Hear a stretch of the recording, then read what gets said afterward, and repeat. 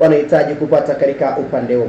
Nana Shafiki Kwikiriza ndio usajili mkubwa ambao Young Africans wanahitaji kukamilisha. Kijana huyu mdogo mwenye umri wa miaka 21, winga hatari zaidi ambayo ukimtazama top performance yake imekuwa ni top performance ya hali ya juu, na mmoja wa wachezaji ambao wao kama Young Africans wanaamini ya kwamba ni mmoja wa wachezaji ambao wakija katika kikosi ana nguvu ya ziada ambayo anakuja kuiongeza. Winga hii una Pacome Zouzoua, then winga hii una Nana Shafiki Kwikiriza, alafu katikati yao una Doumbia au mchezaji mwingine ambaye atakuwa ameongezeka katika sehemu moja au sehemu nyingine zaidi. Coach Pedro Suarez Goncalves anaamini ujio wa Nana Shafiki ni mmoja wa wachezaji ambao anakwenda kumpatia anachokihitaji. Kasi ambayo amekuwa nayo Nana ni moja ya jambo kubwa zaidi.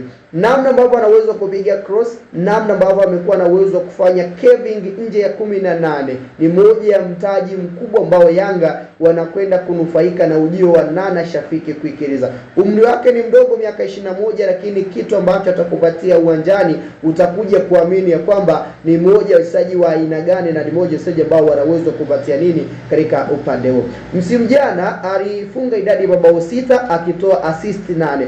Obviously consecutive amehusika kwenye mabao 14 katika upande wa timu yake ya KCCA ya pale nchini Uganda. Tayari Yanga wamewasilisha ofa na moja kwa moja tunasubiri ofa yao kujibiwa ili moja kwa moja kumvuta na kumleta Nana Shafiki Kwikiriza kwa sehemu ya usajili ambao atakuja kuongeza nguvu na maarifa makubwa zaidi. Tayari dirisha dogo la usajili limefunguliwa rasmi na timu zinafanya maboresho makubwa na Yanga ambavyo kuwa ndio ambavyo ambayo Nana Shafiki Kwikiriza anakuja kuongezeka kama ambavyo imekuwa pendekezo la mwalimu Pedro Suarez Goncalves katika upande huu. Maoni yako ni muhimu, lakini pia subscribe ili uzidi kupata taarifa zote kwa kina ujio wa Nana Shafiki Kwikiriza, kipi ambacho anakuja kuongeza katika upande huu.